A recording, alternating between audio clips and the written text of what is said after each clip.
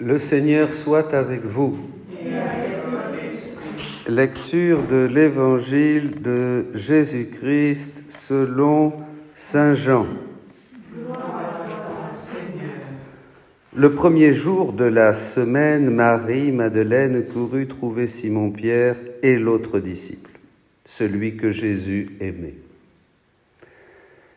Et elle leur dit: « On a enlevé le Seigneur de son tombeau et nous ne savons pas où on l'a déposé. » Pierre partit donc avec l'autre disciple pour se rendre au tombeau. Ils couraient tous les deux ensemble. Mais l'autre disciple courut plus vite que Pierre et arriva le premier au tombeau. En se penchant, il s'aperçoit que les linges sont posés à plat. Cependant, il n'entre pas. Simon-Pierre, qui le suivait, arrive à son tour. Il entre dans le tombeau, il aperçoit les linges posés à plat, ainsi que le suaire qui avait entouré la tête de Jésus, non pas posé avec les linges, mais roulé à part à sa place. C'est alors qu'entra l'autre disciple, celui qui était arrivé le premier au tombeau. Il vit et il crut. Acclamons la parole de Dieu. Louange à toi, Seigneur Jésus.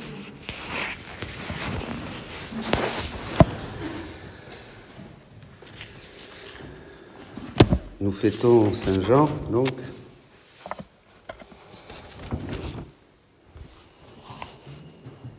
L'aigle,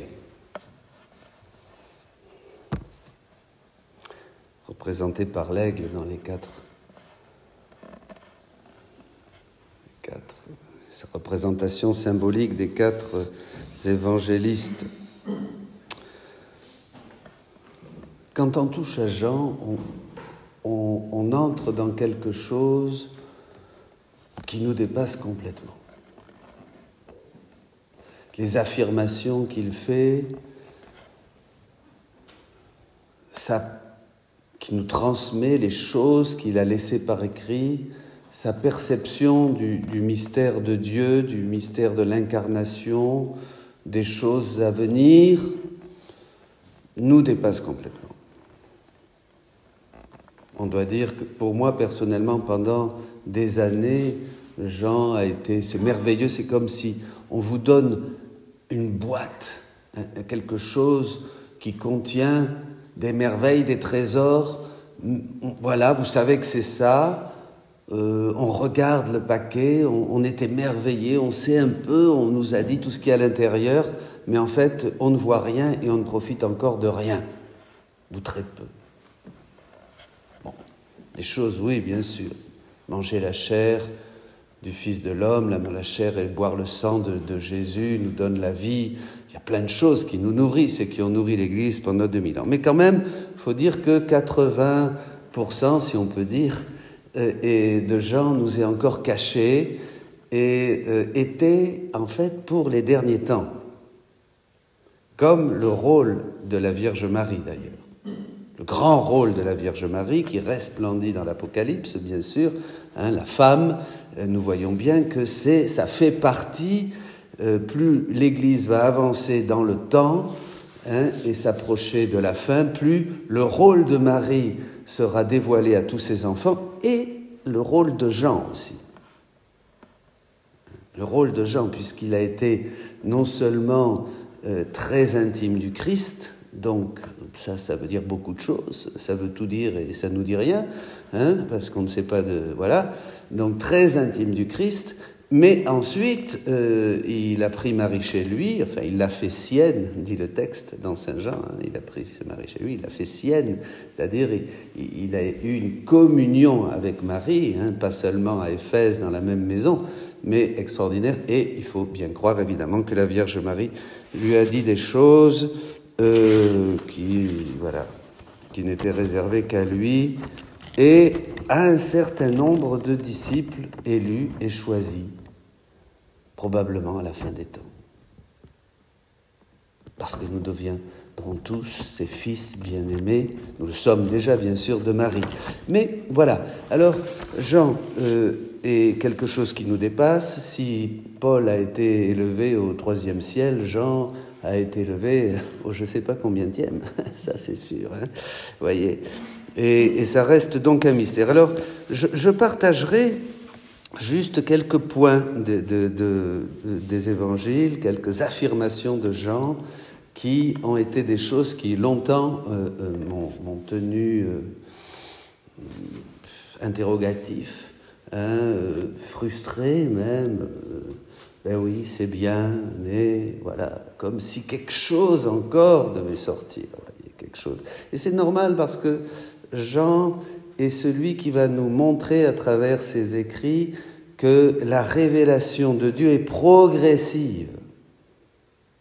Aujourd'hui, nous savons déjà beaucoup plus que nos frères hébreux au moment de la loi de Moïse. Donc la révélation de Dieu est progressive, donc ce sont des connaissances qui sont toujours nouvelles, et c'est une sainteté toujours plus grande, parce que connaissance et sainteté vont ensemble. On ne peut pas dissocier.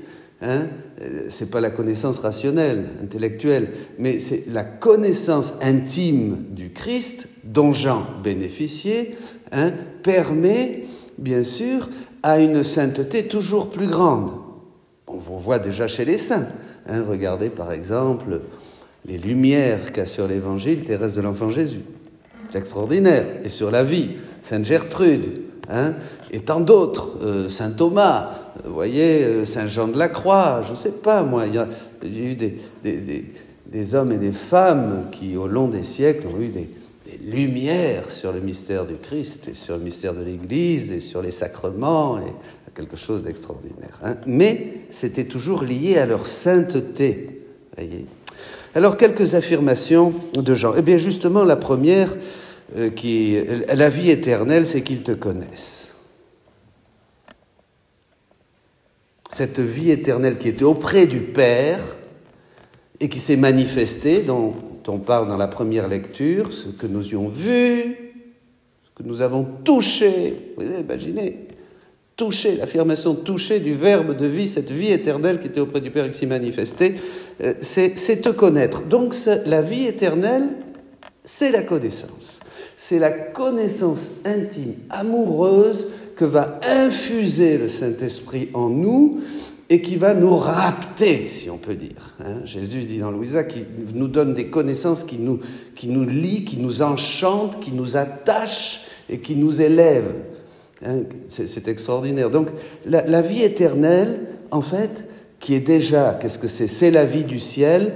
Elle est accessible ici dans la mesure où nous entrons comme Marie, comme Jean, comme tant d'autres, dans cette connaissance intime de Jésus, qui va être toujours progressive et toujours dépendante de ce que Dieu va bien vouloir révéler.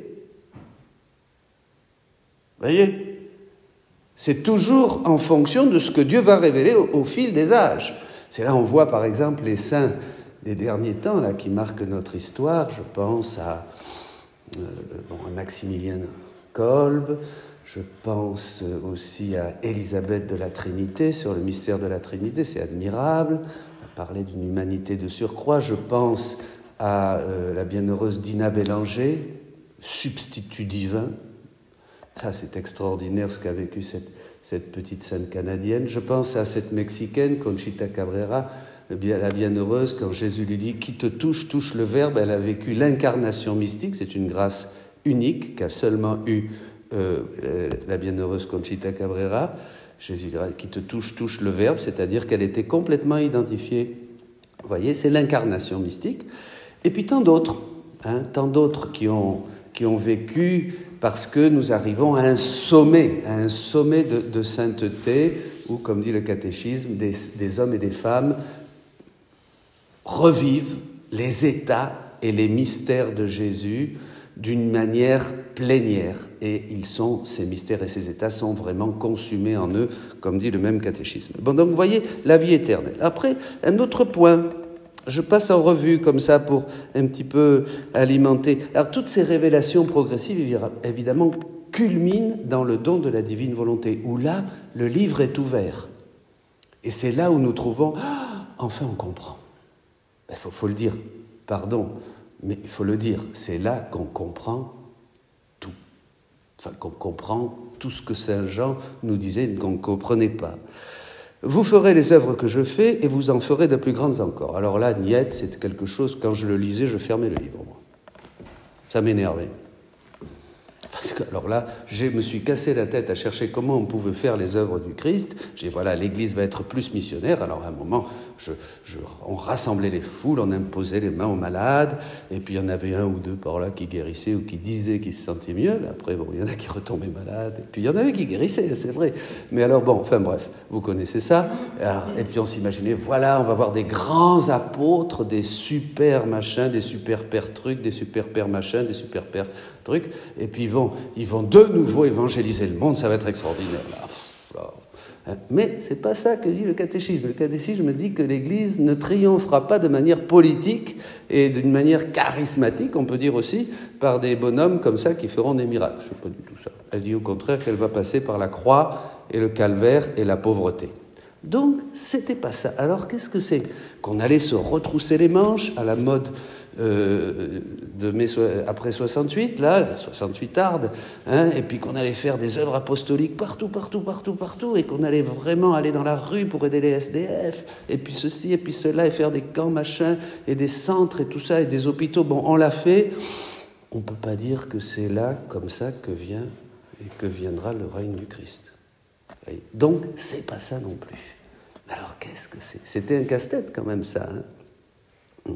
Que toutes les œuvres, alors on a pensé aussi que toutes les œuvres, ce que vous allez faire vous, sœur, toi, eh bien tout ça, tout ce beau monde, tous ces bons chrétiens bien fervents qui font chacun leur devoir, eh bien ça c'est plus que Jésus.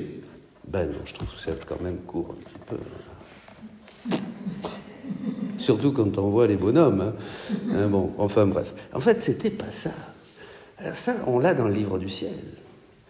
Alors Jésus dit qu'il va nous donner le système opératif, il va nous donner tout pour que nous puissions agir comme il agissait il y a 2000 ans. Donc il n'y a plus de temps, il n'y a plus d'espace, il nous donne juste, mais il n'y a que Dieu qui peut faire comme ça, évidemment, qui c'est qui va inventer un truc pareil? Il nous donne ce qu'il faut, hein, pour que nous puissions faire exactement ce qu'il faisait il y a 2000 ans et que c'est une portée universelle pour tous les hommes de tous les temps et une puissance infinie, la puissance même de Dieu. Alors ça, je n'avais pas pensé à ça, évidemment. Je ne sais pas si vous y aviez pensé. Mais non, on ne peut pas savoir tant que ça ne nous est pas révélé. Il faut toujours que Dieu se révèle, regardez l'histoire du salut, nous fasse connaître quelque chose, nous le mettons en pratique, et on dit ça marche, merci Seigneur. C'était comme ça dans la pratique de la loi. Moïse est descendu, bon là ils ont un peu... Et puis après, il a donné la loi, ils ont pratiqué la loi et ils ont avancé. Après Jésus est venu, il a donné les conseils évangéliques, il a dit ce qu'il fallait faire, prendre la croix surtout pour le suivre, c'est ce qu'on a fait, et on a fait des saints. Maintenant, Jésus nous dit de prendre vraiment sa puissance créatrice, qu'elle soit opératrice en nous, qu'on peut faire des actes divins, on le fait, ça marche. Et on arrive à une sainteté, connaissance et sainteté supérieure, ce qu'on appelle une sainteté divine. Ce n'est plus une sainteté humaine, héroïque chez les uns et les autres, mais là, ça ne dépend pas du bonhomme, c'est une sainteté divine puisqu'on fait des actes divins. Donc voilà, et faire, pourquoi faire? Parce qu'on est ressemblant à quelqu'un quand on fait comme lui. Un petit enfant va faire comme papa, va faire comme maman, une petite fille, et il va imiter. Où est la ressemblance? On est à l'image, oui, mais la ressemblance, elle est dans l'agir. Tant que je n'agirai pas comme papa, je ne peux pas dire que je fais les œuvres de papa. Tant que je n'agirai pas comme le Christ, je ne peux pas dire que je fais les œuvres du Christ. Je ferme la parenthèse, mais c'est très important et Jésus le fait noter. Après, j'aurai encore beaucoup de choses à vous dire, mes frères, mes sœurs. Mais pour le moment, c'est trop peut-être. Mais non, c'est pas moi qui ai dit ça, c'est Jésus. C'est Jésus qui a dit, au chapitre 16 de Saint Jean, verset 12, « J'ai encore beaucoup de choses à vous dire. » Et on était au moment de la dernière scène. Déjà, il nous avait dit beaucoup. Mais vous ne pouvez pas pour le moment les porter. L'Esprit Saint viendra et vous conduira vers la plénitude de la vérité. Voyez donc, il y a une plénitude de vérité qui est dans une continuité et à laquelle on va de connaissance en connaissance à une toujours plus grande lumière sur Dieu. J'ai encore beaucoup, quand Dieu dit beaucoup, c'est beaucoup. Vous savez, quand nous on dit beaucoup, c'est peu. Mais quand Dieu dit beaucoup, c'est énorme, c'est énorme. Vous voyez, c'est ça qui est extraordinaire. Bon, alors donc ces choses, qu'est-ce que c'est ces choses? Alors on s'est dit, ben oui, beaucoup, alors on va attendre le ciel, et puis quand on sera au ciel, on aura le paquet. Alors après, aussi, beaucoup mieux, les saints nous ont déjà dit énormément. On sait beaucoup plus aujourd'hui que l'on ne savait du temps de Paul, même si Paul savait beaucoup.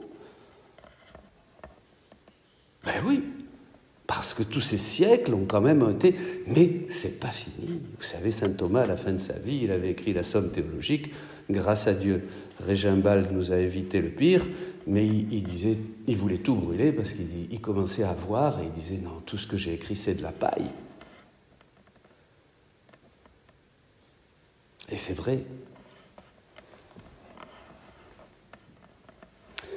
Donc, voyez, ça c'est important. L'Esprit Saint, un autre, prendra ce qui m'appartient et il vous le fera connaître. Ah, tiens, le Saint-Esprit va prendre ce qu'il y a de Jésus. Mais c'est curieux ça, je me disais toujours. Mais qu'est-ce qu'il va prendre? On sait tout ce qu'il y a de Jésus. On l'a médité, les saints nous en ont parlé, on a vu, on a contemplé sa vie, ses œuvres, tous ses mystères, tout ça. Alors qu'est-ce qu'il va prendre encore plus? Mais quoi? Une déconnaissance?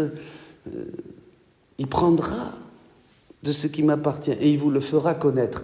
En fait, et c'est là où est le grand changement, c'est que jusqu'à maintenant, nous avons contemplé Jésus de l'extérieur et nous avons découvert des choses merveilleuses. Il a montré son cœur à Sainte Gertrude, à Sainte Marguerite Marie Alacoque et à des saints, comme je vous disais, comme la petite Thérèse, qui ont eu des trésors, qui ont découvert des merveilles. Vous voyez? Mais on ne savait pas, et c'est là le changement. Jésus dit, maintenant, je veux aller à plus d'excès d'amour et je vais vous révéler ce que ma divinité faisait dans mon humanité.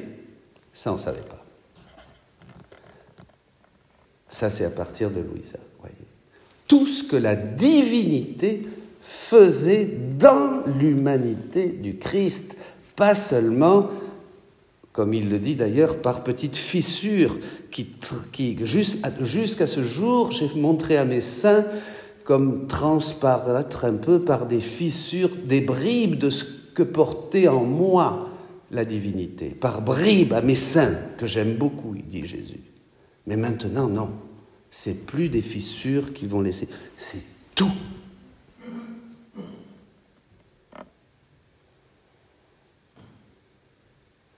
Tout. Ce qui était contenu. Tout l'agir trinitaire, infini, tout-puissant, tout amour. De quelle manière? Qu'est-ce qu'il faisait? Qu'est-ce qu'elle faisait, la Trinité, dans l'humanité du Christ? Pourquoi elle le faisait? Comment elle le faisait? Et comment maintenant on va le faire? Ça, on ne savait pas. Et c'est là encore Saint Jean. Je vous donne ma vie. Ah bon, mais qu'est-ce que... Je vous donne ma vie. Mais Jésus dit, je suis la divine volonté. Je suis le Père céleste. Même il s'identifie au Père céleste. Bon, qui me voit le Père, voilà, vous comprenez. Il n'y a pas d'hérésie. 3 personnes, pas de confusion de personnes. Bon. Mais je vous donne ma vie. Qu'est-ce que ça veut dire? Il nous donne sa vie, mais ce n'est pas seulement une énergie qui sort du cœur de Jésus comme ça et qui me met une espèce de coup d'électricité pour me remonter un petit peu quand je vais... Non, il me donne sa vie, toute sa vie, tous ses mystères, dit le catéchisme, tous ses états, toutes les choses qu'il a vécues dans le temps historiquement et qui sont, il me dit que c'est complètement actif, que la passion, il me dit, ma passion est complètement active. Tu peux puiser, prendre tous les mystères de ma passion quand tu veux, les faire tiens et en recevoir l'effet. Et chaque fois que tu fais ça, que tu embrasses ma passion, que tu la prends, que tu la fais tienne, non seulement tu en reçois les effets, dit-il, mais je diffuse avec la même puissance les effets de ma passion comme il y a 2000 ans. Alors ça, je ne savais pas. C'est extraordinaire. Donc, allons-y, on peut s'en donner à cœur joie. On va penser à la passion. Il dit, quand tu penses une fois à ma passion, je le fais une fois. Quand tu penses 2 fois, je le fais 2 fois. Quand tu penses 3 fois, je le ferai 3 fois. Autant de fois que tu penses à ma passion, autant de fois j'active le mystère et je le diffuse sur toute l'humanité. Extraordinaire, extraordinaire. Vous voyez ? Bon, et je n'arrêterai pas. Bon, je veux arrêter parce que ça fait déjà 9 minutes. Et puis voilà, mais une dernière pour terminer, parce que c'est ce que vous voulez, c'est nourrissant, c'est ça, vous voyez, ça nous nourrit. On devrait être nourri par ça continuellement. Continuellement. Toi en moi et moi en eux. Toi en moi, alors là, Jean 17, 23. Toi en moi et moi en eux. Pas la vie mystique, dit Jésus. C'est pas la vie mystique comme les saints l'avaient, demande Louisa. Non, c'est pas la vie mystique. C'est ma vie réelle. Alors là, pas la vie mystique. Pas la vie mystique, dit-elle, de la grâce, comme tu l'as enseigné à tous. Il dit non, c'est pas ma vie mystique. Comme les saints qui ont vécu dans ma grâce. Là maintenant, je donne ma vie réelle. Ça va loin, là. C'est ce que je vous disais hier. Les mains, la bouche, les pieds, comme une transsubstantiation de l'être. C'est fou, ça. Si on dit ça, il ne faut pas le dire entre nous. Chut. Non, parce que... Vous voyez, mais c'est incroyable. Jusqu'où va ? Il faut du temps pour digérer des choses comme ça. Pourtant, il faut croire que c'est Jésus qui parle, qui continue de dire ces choses qu'il n'avait pas dites, parce que ce n'était pas le moment, parce qu'on ne pouvait pas les porter à l'époque, les apôtres, et maintenant un peu plus peut-être, mais qu'il va continuer à nous dire pour nous raconter la folie de l'amour de Dieu, la folie, voyez quel grand amour dont Dieu nous aime, ça c'est Saint Jean encore, ces choses que l'œil n'a pas vues, que l'oreille n'a pas entendues, qui ne sont jamais montées du cœur de l'homme, et quand c'est temps, Dieu veut révéler pour nous sauver et nous faire aller là où il veut, dans son cœur d'amour, avec Jean, avec Marie. Amen.